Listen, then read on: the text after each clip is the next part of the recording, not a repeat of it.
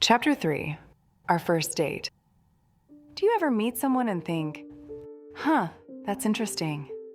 That was him. We'd met a couple of times before, months earlier, just enough to register, not enough to define. But he was interesting. Not loud interesting, not peacock interesting, controlled interesting, which is dangerous. Because loud men are easy. You see them coming. Controlled men make you curious. They don't perform, they observe. I am not easily shaken kind of girl. I am 6 feet tall. I played competitive tennis growing up. I have double master's degrees in male-dominated fields. I do not confuse chemistry with compatibility. I am direct and unapologetically myself. I enter rooms like I pay rent there. Men have called me intimidating, in that flattering but slightly nervous tone. So when I tell you we had met a couple of times before, understand this. It wasn't butterflies. It was interesting. Not dramatic, just noticeable. And I remember thinking, fine. Let's see if he can handle a woman who reads Darwin for fun and negotiates like it's cardio. Spoiler, he did not flinch. That's when I started paying attention. After those first couple meetings, we did what modern adults do when something lingers. We talked and texted for weeks. Late night phone calls that stretched past midnight. Conversations about ambition, discipline, family, failure, heartbreak, the real things. Not resume highlights, not curated stories. He did not flinch at my intensity. I did not soften his. We challenged each other, not to win, to understand. And here's the part that surprised me. He was comfortable being vulnerable with me. Not oversharing for effect, just honest, measured, steady. He would pause before answering certain questions, like he was deciding whether to hand me something fragile. And then he would. That is rare. Men often perform strength. Very few practice it. Real strength is being able to say, this hurt, this mattered, this changed me. We laughed easily. The kind of laughter that sneaks up on you at 12:47 a.m. when you both know you should hang up, but neither of you does. We listened fully. No interrupting to impress. No waiting for our turn to speak. I had never dated a man with an accent before. He was the first Egyptian I have ever met. I'm an all-American white girl from the South, the kind who stands and tears up for the national anthem. Egypt, the Middle East. Where I grew up, those words were usually in the same sentence as 9/11. That was the air we breathed. Not hatred, not malice, just distance. Distance wrapped in headlines. So yes, I carried that context with me, not as prejudice, but as unexamined inheritance. The kind you don't realize you have until something challenges it. Then he spoke. Measured, thoughtful, calm. I have always loved ancient Egypt. The history, the scale of it, the audacity of building something that refuses to disappear. There is something deeply attractive about a culture that looked at the desert and thought, yes, we will build monuments here. They gave us pyramids, cats, and state-controlled religion. So yes, I was prepared for death. When he spoke, the accent did not feel foreign. It felt grounded. He did not rush his thoughts. He did not fill silence with noise. When he paused, it meant something. I found myself listening more closely. Not because I struggled to understand him, because I wanted to. His accent was warm, layered. It carried history, education, a sense that he had seen more than one version of the world. And I remember thinking, this does not feel foreign. It feels cultured. It felt like depth wrapped in sound, which for a woman who values substance over spectacle was dangerously attractive. You can tell a lot about a man by how he handles your sharp edges. He did not try to dull them. He ran his fingers along them carefully, like he understood they were there for a reason. My birthday was coming up. He did not ask what my plans were. He told me he wanted to spend it with me. Not casually, not vaguely, not if you're free. He said he was flying me to New York so we could celebrate together. No performance, no grand speech, just certainty. He did not hesitate. He decided. It caught me off guard. For the first time in a long time, I did not feel the need to analyze it to death.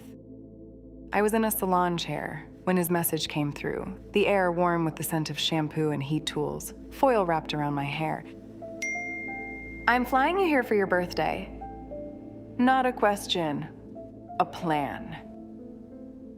I am used to being the one in control, used to setting the pace, used to men hesitating, calculating, unsure how to approach someone who does not shrink.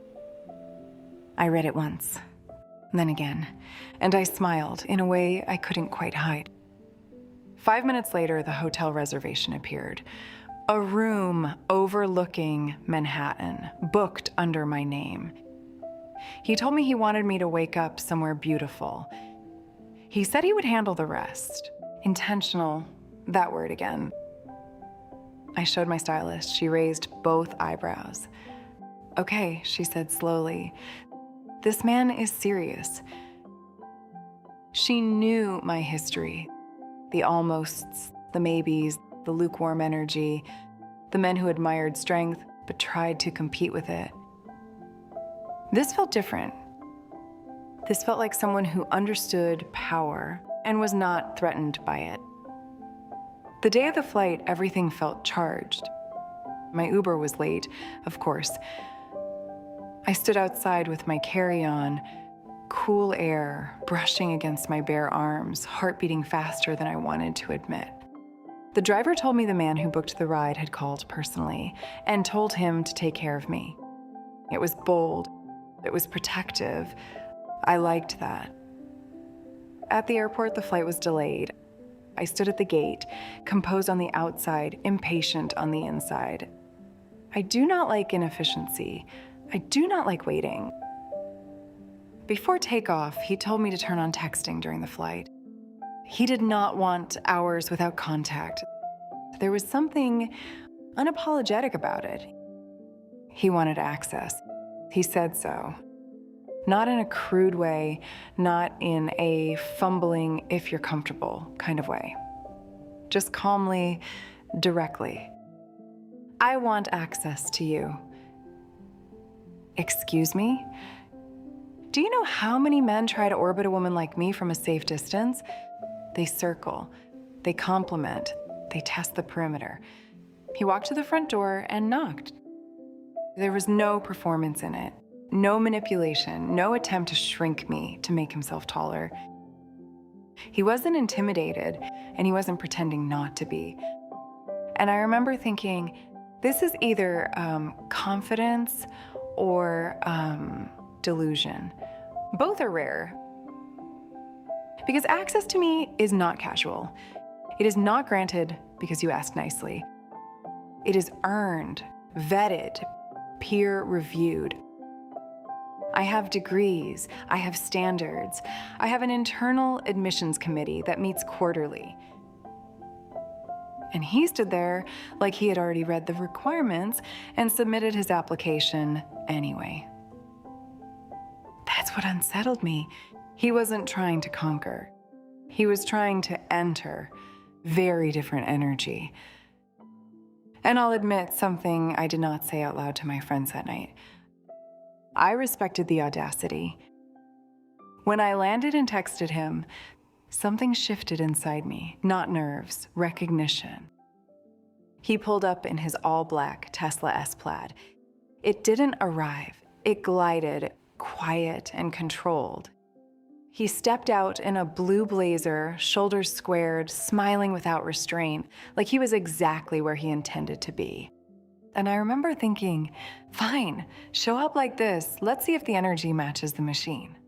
Because If you are going to arrive in a car that's silent, that powerful, that unapologetically excessive, you better be equally composed when you step out of it. And unfortunately for my ego, he was. He did not rush toward me. He walked with intention. He hugged me firmly. No hesitation, no uncertainty, just presence. He walked around and opened my car door for me. All right, fine, a gentleman. Not in the performative way, just natural, as if it had never occurred to him to do otherwise. He closed the door softly behind me. It was subtle, which made it worse, because loud confidence is easy to dismiss. Quiet confidence makes you pay attention. The hotel lobby glowed the way expensive places do.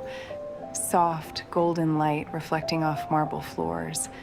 Fresh flowers somewhere in the air. Manhattan stretched beyond the glass like scattered diamonds. Vast and indifferent. And dazzling. For a second, I just stood there, taking it in. It felt expansive, grown up, intentional. We had 30 minutes before the dinner cruise. 30. I am not a 30-minute girl. I am a long shower, deep conditioner, outfit crisis, redo mascara kind of girl. I rushed anyway. I dropped an earring. I laughed at myself in the mirror because my heart was pounding like I was about to take a test. I deeply wanted to pass. Outside, the wind cut straight through my sleeveless top. I had chosen fashion over practicality, heels clicking on pavement, skirt lifting slightly in the Hudson breeze. I tried to look graceful while half jogging. We made the boat just in time. Inside, it was warm and glowing. Candlelight flickered against polished wood. Glasses clinked softly. Live music drifted through the room. The boat swayed gently beneath us, a reminder that we were floating. The night air was sharp and cold. My perfume mixed with his cologne, something warm and grounded. For a moment, I became aware of how rarely I let myself lean into anything without calculating the outcome. This was not a man trying to impress me. This was a man who had already decided. His hand rested near mine on the table. I placed my hand over his. I ordered bourbon on the rocks. Of course you did. We sailed past the skyline. Manhattan shimmered against the dark water. The Statue of Liberty rose beside us, illuminated and still. He smiled. He told me that the first time he saw the Statue of Liberty, he thought of something Benjamin Franklin once said. Where liberty dwells, there is my country. He said it quietly, just as a reflection. I felt something settle in my chest. Not awe, clarity. He reached across the table and took both of my hands. His grip was firm, certain, not squeezing, not testing, just steady. We spoke about ambition, about dreams, about values and beliefs, about the lives we intended to build. He did not shrink from my goals. I did not downplay them. I kept waiting for the shift. For ego, for insecurity, for the moment when my strength would become too much. It never came. What surprised me most was the ease. I told him I had a tattoo of Charles Darwin's quote on my back. From so simple a beginning, endless forms, most beautiful and most wonderful, have been and are being evolved. Yes, the whole thing, not the Pinterest version. He smiled slowly and said, "Of course you do." I had always thought love would feel like fire, drama, collision. Instead, it felt like alignment. That night, drifting through the Hudson with the skyline glowing behind him, I realized something I had not known I was waiting for. I did not have to shrink. I did not have to soften. He was not intimidated. He was intentional. And for the first time in a very long time, I allowed myself to relax.